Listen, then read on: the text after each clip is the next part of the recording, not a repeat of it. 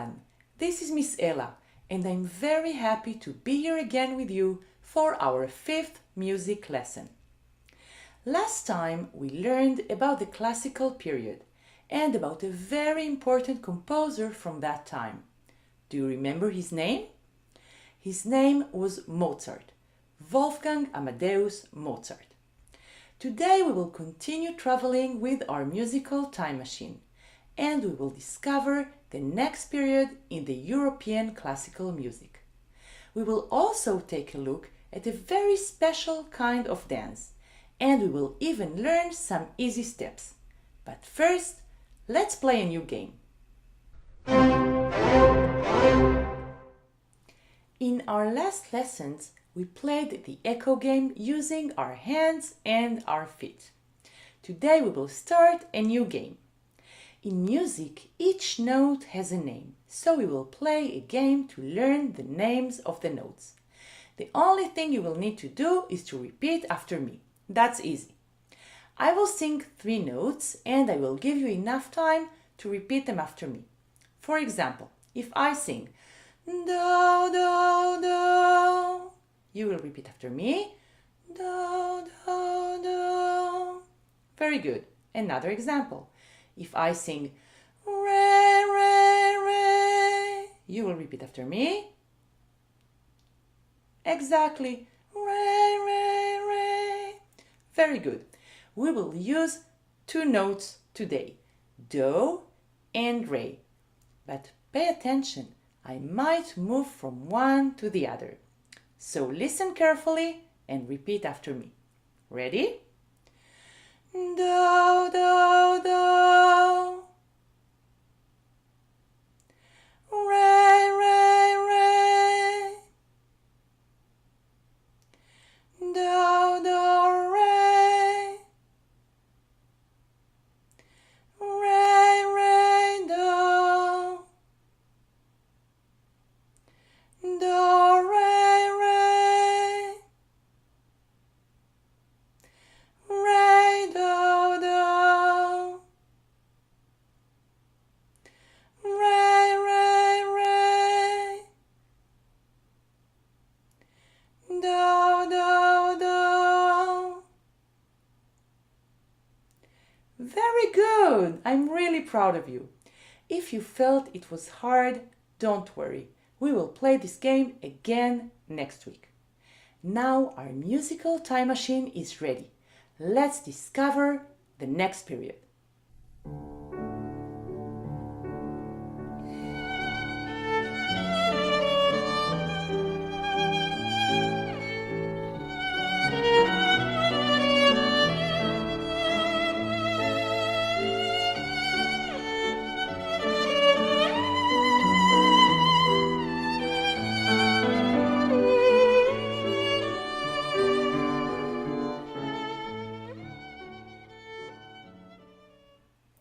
The period we will discover today is the Romantic period, and it came after the Classical period. It started about 200 years ago and lasted for about 70 years. Last time I told you that the classical composers felt that the Baroque music was too complicated, so they simplified the music. You can already imagine that the Romantic composers felt that something was missing in the Classical period, that it was too simple. Writing music during the Romantic period was all about feelings. They composed long and complicated pieces with many voices and huge orchestras. All that mattered was to make the audience, the people that listen to the music, feel something. Love, anger, sadness, happiness, or other emotions. Let's listen to an example of a piece written during the Romantic period. I think you will recognize this one. Try to think, how does it make you feel?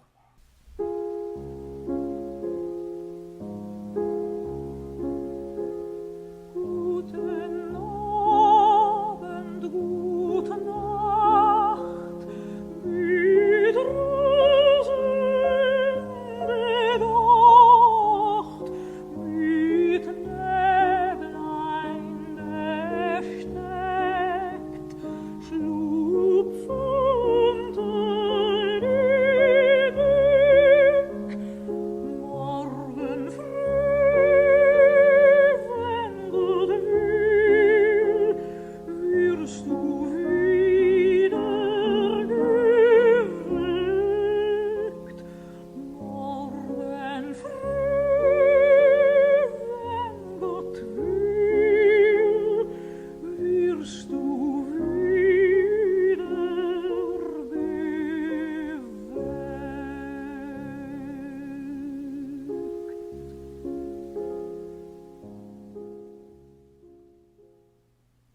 Did you recognize this piece? I bet you didn't even know it was written during the Romantic period. How did it make you feel? Sleepy? Relaxed? This is a lullaby, and it's one of many pieces written by a composer named Johannes Brahms. Brahms was a pianist and a composer, and he lived in Germany, a country in Europe. At that time, there were many Hungarians in Germany, and Brahms had a very close friend, a violin player, who was Hungarian. You could hear Hungarian music everywhere, and Brahms loved playing Hungarian music with his friend.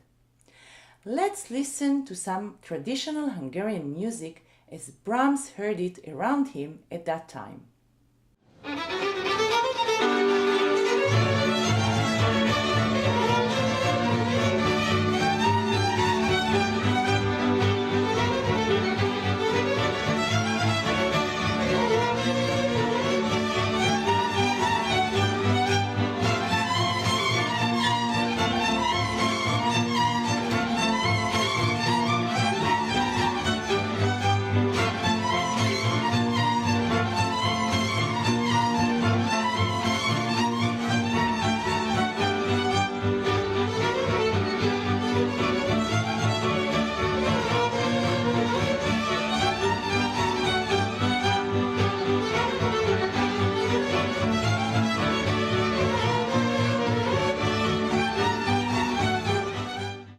I think you will all agree with me that this music is made for dancing. I could feel my feet moving while listening, didn't you? Dances in Hungary were and always are part of everyday life, and children learn them at school. There are a lot of dances to learn. Hungary is a small country in Europe, but there are hundreds of different songs and different dances. Let's watch a short video of Hungarian dance. You will see that the costumes are very colorful and the music is joyful. Pay attention to the way the dancers move their feet. We will talk about it later.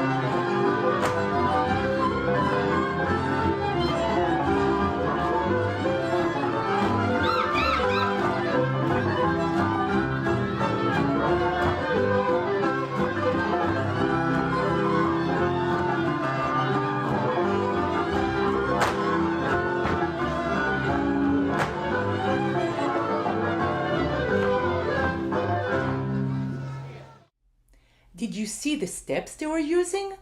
One of them was heels first and only then their toes touched the floor. This is a step that is used a lot in the Hungarian dances, and we will use it in a few minutes. Let's look at one more example. Here again, you will see the dancers using their feet to actually play the rhythm, exactly as we did with our musical game in the last 2 lessons.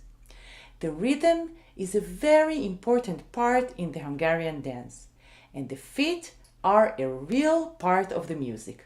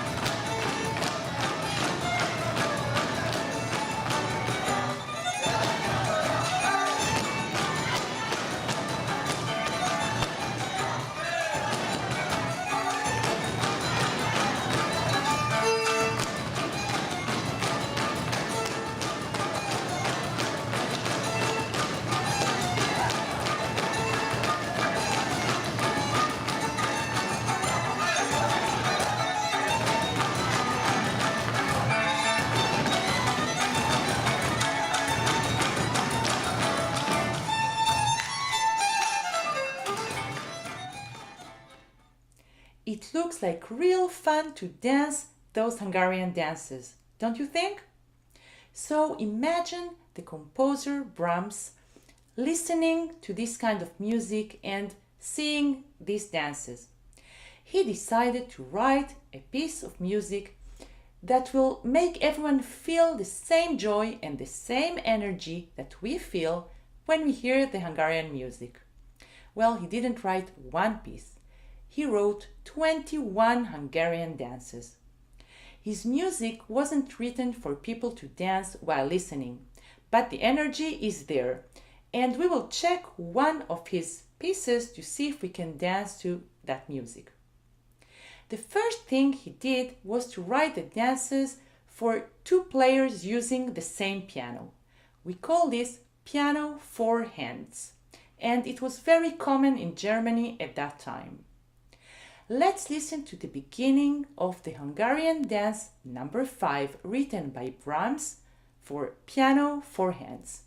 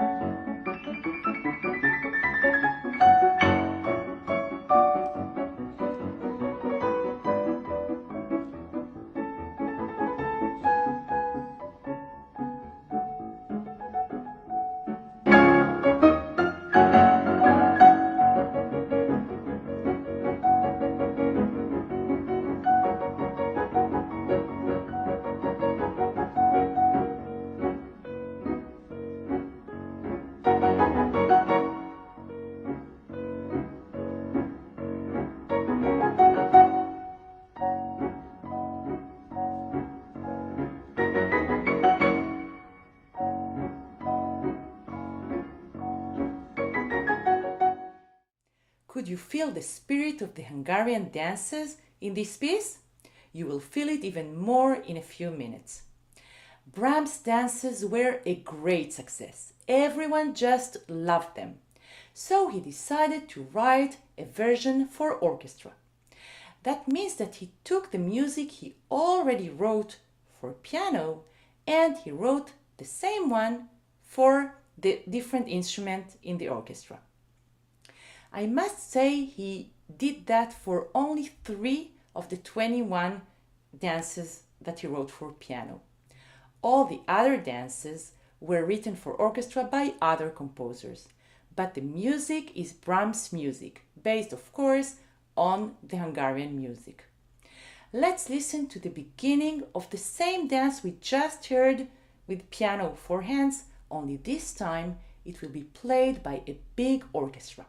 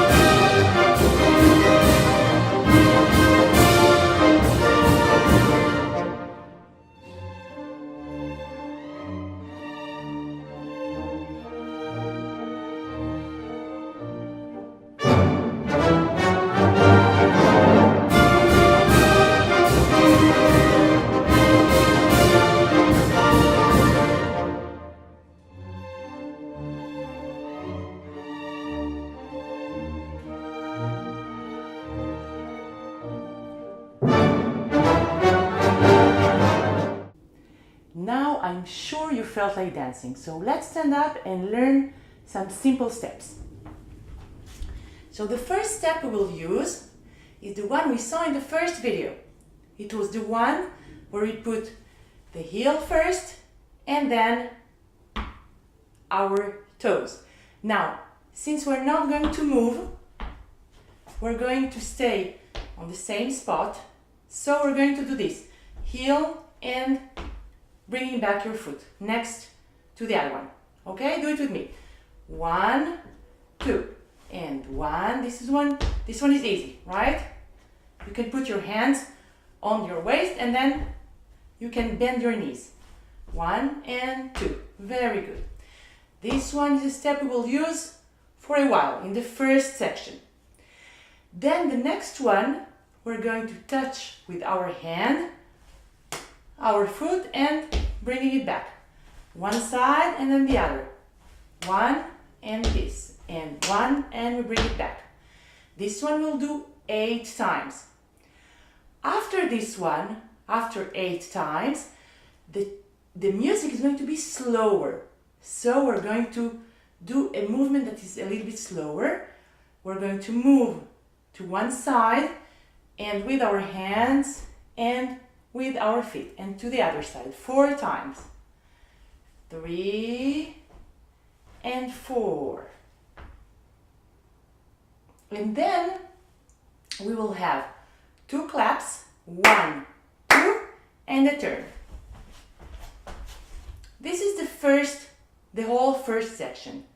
This section is repeated twice, so let's review it one more time. We start with heel and foot, toes, the whole foot on the floor.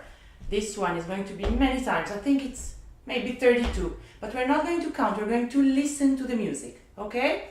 Once we finished with this part, we're going to touch 1, 2, 8 times.